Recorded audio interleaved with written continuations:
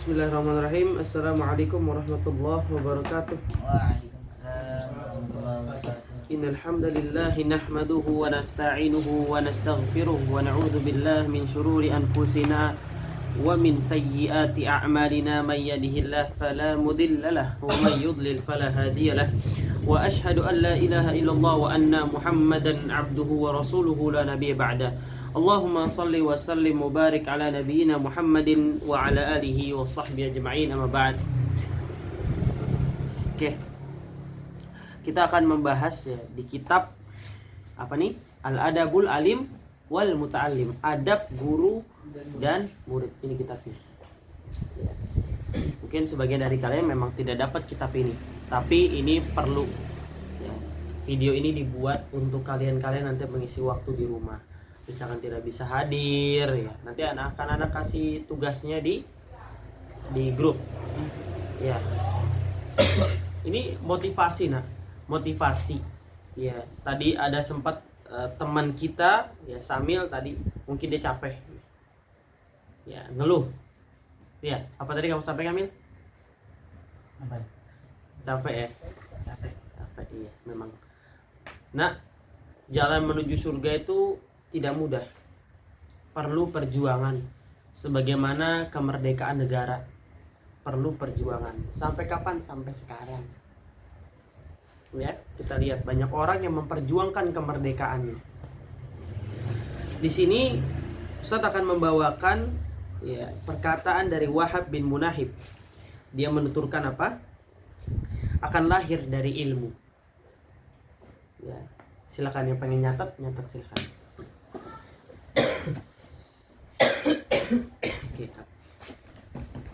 Akan lahir dari ilmu ya, kemuliaan walaupun orangnya hina. Kemuliaan walaupun orangnya hina. Nah, cukup sampai situ dulu tulis nih. Kemuliaan walaupun orangnya hina. Akan lahir dari ilmu, kemuliaan walaupun orangnya hina. Maksudnya apa? Misalkan dia seorang budak, kita bisa melihat betapa hinanya dulu sahabat Nabi SAW. Siapa namanya? Bilal bin Rabah. Kenapa beliau dirindukan oleh bidadari-bidadari di surga? Beliau sangat-sangat dinanti-nantikan ya. Cukup nulisnya sampai kemuliaan orang walaupun orang hina dulu ya. Jangan diterusin. Beliau dinanti-nantikan oleh manusia-manusia langit. Kenapa? Wajahnya hitam sekali. Ya, hampir seperti gamisnya Kenzi. Ya, Bilal bin Rabah. Tapi lihat, kenapa? Ada apa sih di sosok Bilal bin Rabah? Ya, jangan nulis lebih ya. Ada apa memang? Ternyata ilmu yang dia miliki, imannya yang baja, sehingga bidadari-bidadari nungguin dia, berebut menjadi suaminya dia. Kita bisa tahu secantik-cantik wanita yang ada di dunia itu nggak ada apa-apanya sama bidadari satu di surga. Walaupun cantiknya wanita di dunia ini digabungkan, ya tetap tidak bisa mengalahkan wanita yang di bidadari surga. Ini orang hitam nih bisa dapat bidadari surga karena ilmu yang dia miliki, iman yang baja, ya. Bukan kekayaannya, enggak.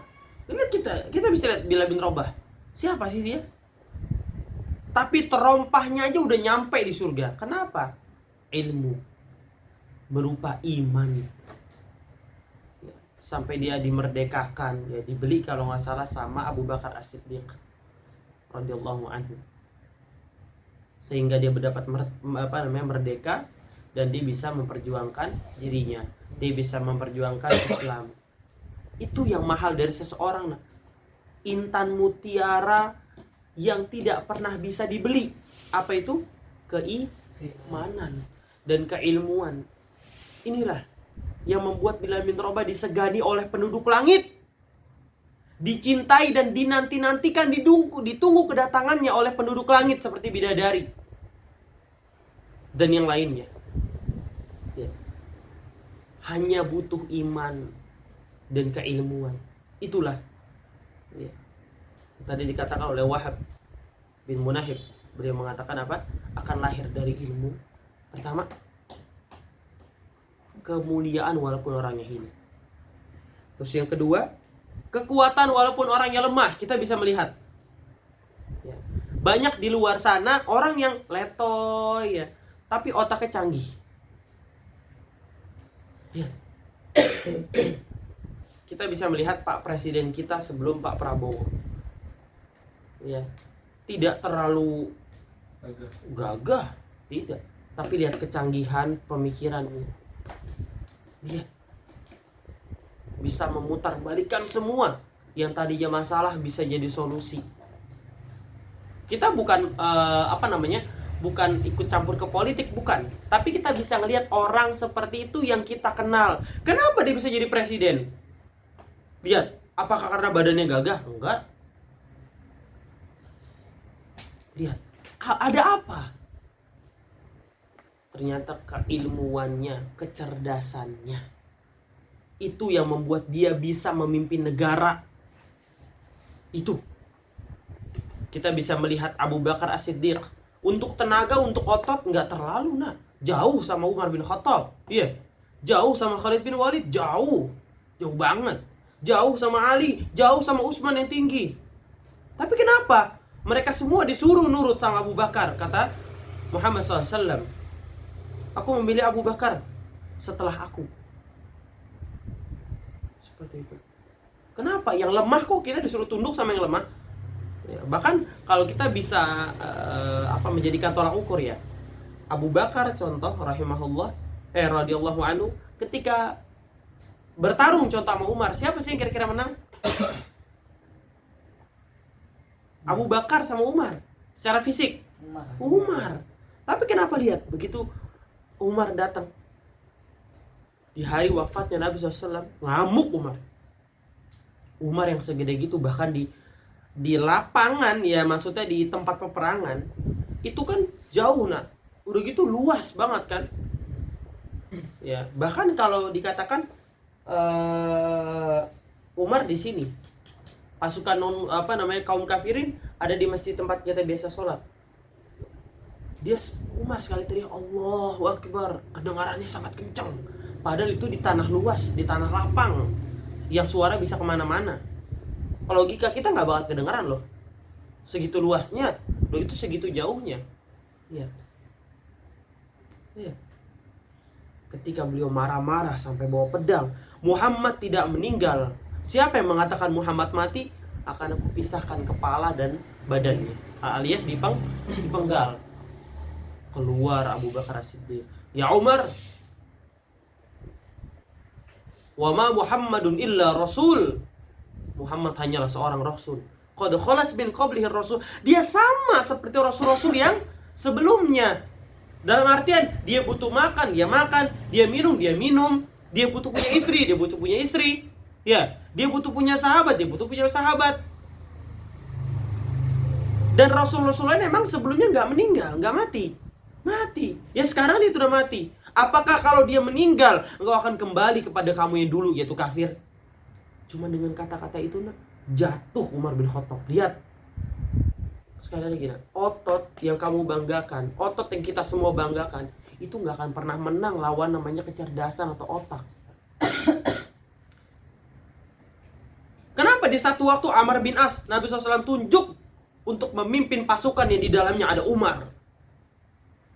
Kenapa? Amr bin As sama kayak Abu Bakar, otot letoy ya, nggak terlalu kuat bisa dikatakan, seperti bapak-bapak sekarang biasa-biasa aja. Tapi lihat otaknya 300 pasukan kita bisa menghabisi pasukan yang ribuan. Ya, otak tuh. Makanya akan lahir dari ilmu kekuatan walaupun orang yang lemah, disegani ya. Banyak orang di luar sana yang ototnya besar-besar ya, tapi banyak orang mengatakan dia mah bohongin aja, kadalin aja, ntar gue nurut kan gitu. Dan rata-rata benar aja.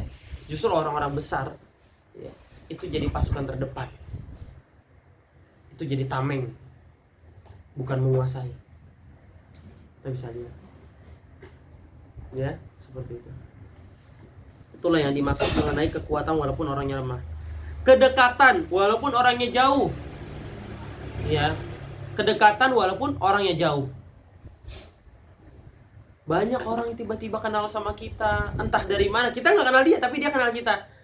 Waktu itu pas hari Jumat, Samil sama Ana di jalan naik motor. Samil bingung, kok banyak orang yang kenal bang?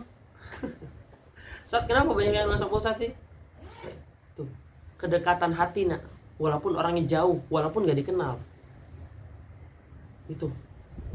Sebagaimana kisahnya Imam Ahmad bin Hambal. Udah tahu kan? Dengan tukang roti. Nah itu contohnya. Kedekatan, walaupun jauh tempat tinggalnya jauh-jauh. Tukang roti di mana, Ahmad bin Hambal di mana, tapi tiba-tiba bisa nyampe. Faham? Kekayaan walaupun orangnya fakir. Itulah ilmu. Maka menuntut ilmu dari sekarang kalian ini semua, supaya kalian mempunyai bekal untuk mengajar ke depannya. Di situ ada benefit. Ya. Benefit dari Allah dan dari manusia. Ilmu adalah salah satu hal yang tidak akan pernah habis. Makanya sifatnya jariyah. Makanya itu yang Nabi SAW dan Allah pilih sebagai penolong bagi kita di akhirat kelak. Paham?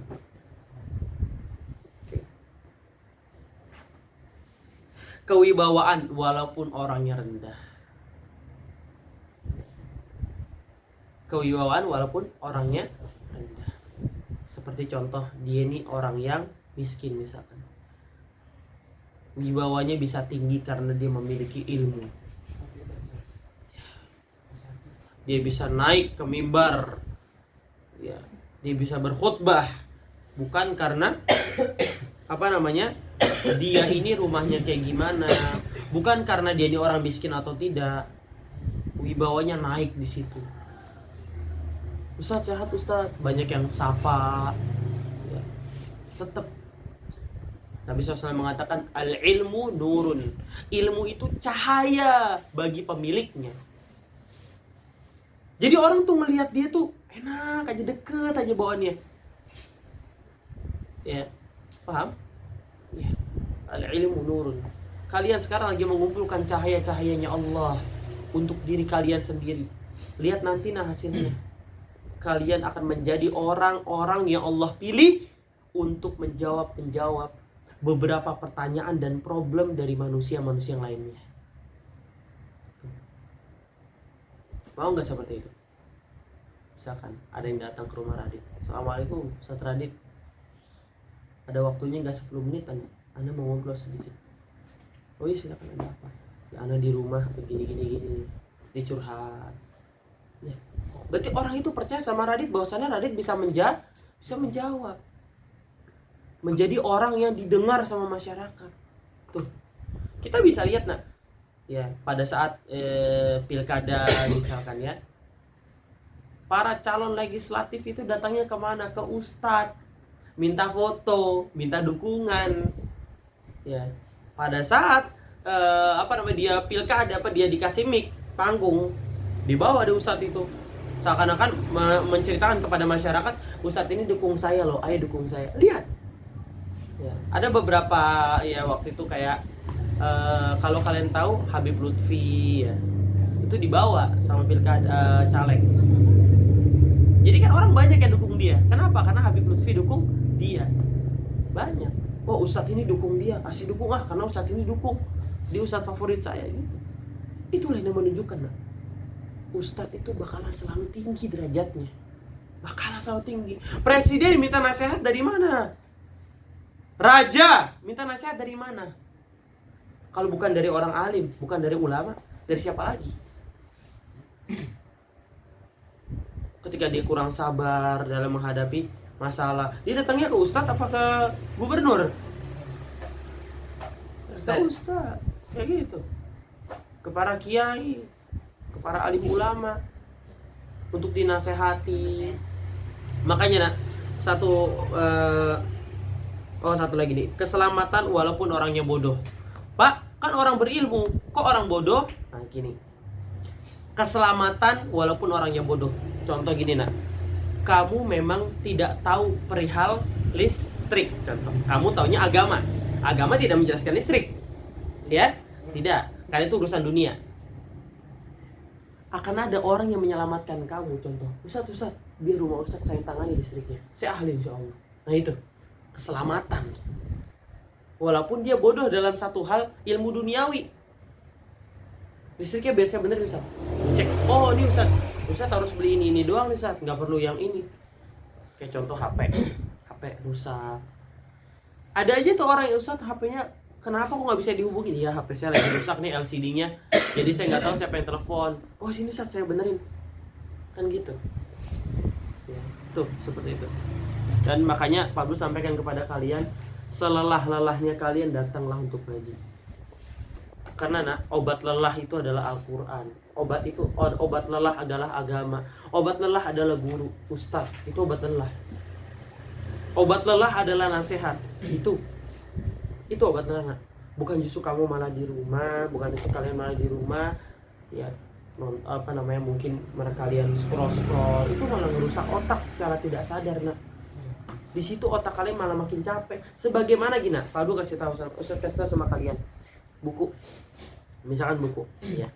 Kalian gerah, kalian gini.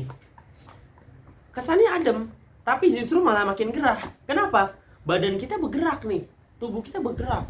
Ini yang membuat tulang-tulang semua capek. Lagi lelah, pulang, gerah banget. Secara nggak sadar kita dapat ademnya, tapi kita tanpa sadari ya, badan kita nih malah makin pegel. Di situ malah makin capek. Kita pulang, lelah, capek, malah kita scroll HP. Tambah capek mata kita, kesian. Gitu loh. Bagaimana cara ngobati lelah? Datang, ya, Pak Abdu tetap nak. Kamu kelihatan capek, Pak Abdu kasih istirahat. Kenzi, Pak Abdu sering dulu kasih tidur ya? Iya. Sambil Pak Abdu kasih tidur. Emang Pak Abdu tadi ganggu di situ? Nggak ganggu. Waktunya belajar, makanya Pak Abdu panggil. Ya. Radit tadi kelelahan, mungkin ketiduran, emang Pak Abdu marahin? Enggak. Alhamdulillah datangnya dia, berarti menghargai. Gitu loh. Oh saya butuh ngaji. Yang Pak Abdu minta dari kalian ya, jangan terpaku sama orang tua, jangan terpaku sama teman, jangan. Ya, tidak ada satupun teman yang peduli dengan akhirat kalian, tidak ada, kecuali teman yang bersama kalian di jalan istiqomah, di jalan Allah Subhanahu wa Ta'ala. Itu. Paham ya? Para sahabat Nabi SAW mengatakan apa? Hiduplah bersama guru. Titik. Selamat kalian. Karena ketika masa depan kalian itu tidak diridhoi oleh ustadz kalian, oleh guru ngaji kalian, ambruk nak masa depan. Ya, ini nasihat dari hati ke hati. Seperti itu. Agama ini adalah kebutuhan kalian sayang. Ya, tuntutlah ilmu setinggi-tingginya. Tauhilah nak, yang membuat kalian kaya adalah ilmu agama. Yang membuat kalian dipandang orang bukan matematika, bukan IPS, ya, bukan IPA, tapi agama. Akankah bisa sembarangan orang naik di sejadah imam? Akankah bisa sembarangan orang naik di mimbar khutbah? Tidak. Walaupun memang ada oknum-oknum seperti itu, tapi dia bukan dimaksud sebagai orang alim. Ceramah mah gampang nak, gampang. Kamu cari di website, download PDF-nya, udah itu aja. Satu ceramah itu buat undangan seluruh masjid. Seperti itu, gampang lah, gampang. Tapi untuk yang menjadi sebenar-benarnya penyampai ilmu adalah orang-orang yang hanya Allah pilih. Siapa dia? Orang-orang yang rajin menuntut ilmu. Kata Nabi SAW, seseorang yang keluar dari rumahnya, keluar dari tempat tidurnya, bangkit untuk menuju Allah, menuntut ilmu itu menuju Allah, sampai pulang dicatat sama malaikat pahalanya. Dan wallahi nak, disebutkan dalam hadis yang sahih, ikan-ikan yang ada di lautan, hewan-hewan, tumbuh-tumbuhan yang menyaksikan kalian keluar dari rumah selalu mendoakan kalian, terutama malaikat selalu mendoakan. Kalau kita bisa melihat mereka semua bertasbih untuk kita, meminta ampun untuk kita, mendoakan untuk kita kebaikan, nggak mungkin nak satu kali pun kalian bolos ngaji, nggak mungkin. Seperti itu. Dan satu lagi yang terakhir, tuntutlah ilmu dengan adab. Adab yang pertama adalah ikhlas. Itu yang sulit. Itu yang sulit. Itu yang sulit. Makanya ada penuntut ilmu yang paling benar nomor satu adalah bukan tunduknya kepada guru, bukan. Guru mengajarkan kepada, guru juga punya murid, nah kepada guru punya adab juga kepada murid. Sebagaimana di sini, adab guru dan murid. Adab guru apa? Mengajarkan kalian kepada Allah, bukan kepada dirinya. Maksudnya apa tadi pertama? Ikhlas menuntut ilmu karena Allah. Di situ kalian tidak akan memandang siapapun. Oh, teman saya nggak ngaji misalkan, harus datang ngaji karena kalian menuntut ilmu karena Allah. Gitu. Kita ada jam, seperti tadi Radit baru bangun. Subhanallah, Pak Guru hargai banget perjuangan dia, walaupun telat. Setidaknya dia baru bangun tidur, dia tergesa-gesa. Yang penting udah isi perut ya, udah isi perut belum? Udah takut masuk angin. Seperti itu. Ya nak, secapek-capek kalian datang, Pak Abdul kasih istirahat, mau tidur nggak masalah, setengah jam silahkan, asalkan kalian berada di sini, ya. Oke. Seperti itu nak. Ada yang mau ditanyakan? La adri. Seseorang akan senantiasa, Sa'id bin Jabir, sahabat Nabi yang cerdas, mengatakan apa? La yazalur rajulun aliman ma ta'allam. Seseorang akan senantiasa berilmu selama dia ta'allam, selama dia belajar. Ya. Fa idza taraka al-ilma wa dhanna annahu qad astaghna wa iktafa bima 'indahu fa huwa ajhalu ma yakun. Ketika ia meninggalkan ilmu dan menyangka bahwa ia sudah merasa cukup dengan ilmu yang ia miliki, maka dialah yang dicap sebagai sebodoh-bodohnya makhluk. Oh, ini mah gak usah dipelajari, ini mah udah bisa lah. Dia secara tidak langsung, secara dia tidak sadar, dia sedang mencap diri dia sebagai orang yang bodoh. Seperti itu. Maka hiduplah dengan ilmu. Mulia, wallahi, kalian akan mulia bersama ilmu. Oke, yang terakhir, orang yang pemalu dan orang yang sombong tidak akan pernah memperoleh ilmu. Ya seperti itu yang tadi saya sampaikan. Dia merasa dirinya udah kuasa ilmu ini, udah menguasai ini dan itu. Tidak boleh seperti itu. Karena ilmu agama tidak akan bisa kita tangkap semua, gak bakal bisa.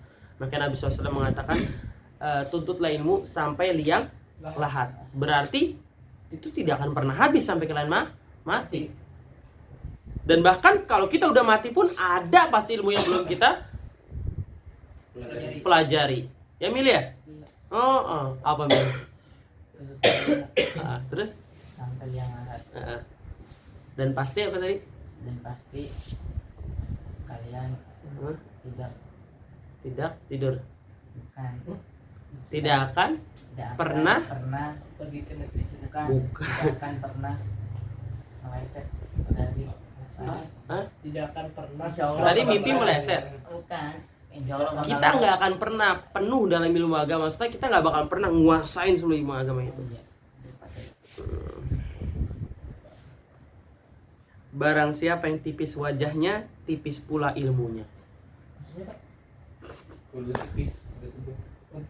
Fokus ya. Barang siapa yang tipis wajahnya, kulit wajahnya, tipis pula ilmunya. Maksudnya apa? Orang Cina. Bukan orang Cina. Kamu nggak boleh gitu body shaming. Di sini. Dan kali jam gitu Dit ya. Iya pasti Pak.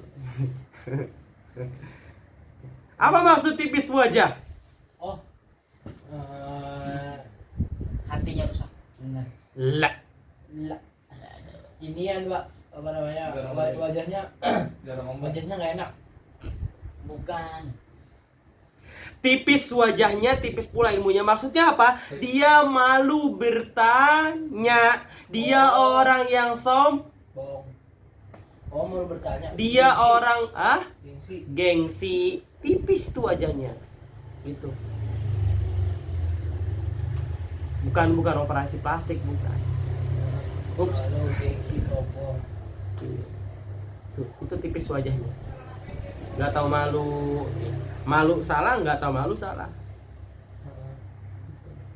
Dia malu-maluin. Lebih baik jadi orang pemalu apa orang yang tidak tahu malu? Pemalu. Lebih baik enggak tidak malu-maluin. Lebih baik Tidak malu-maluin. lebih baik jadi orang pemalu atau orang yang nggak malu? Orang yang gak malu lah. Enggak tahu malu. Iya, orang yang nggak tahu malu. Malu sih. Jangan dua-duanya. Jadi orang yang enggak malu-maluin. Pak. Jalanin aja di deh. Iya. Jalanin. Hidup itu. Slow life, slow living. Kenzi emang gitu emang. Cukup tahu aja. Oke. Ada yang mau bertanya? Yang kayak gitu. Udah. Udah. Wa akhiru da'wana alhamdulillahi rabbil alamin. Assalamualaikum warahmatullahi wabarakatuh. Nah,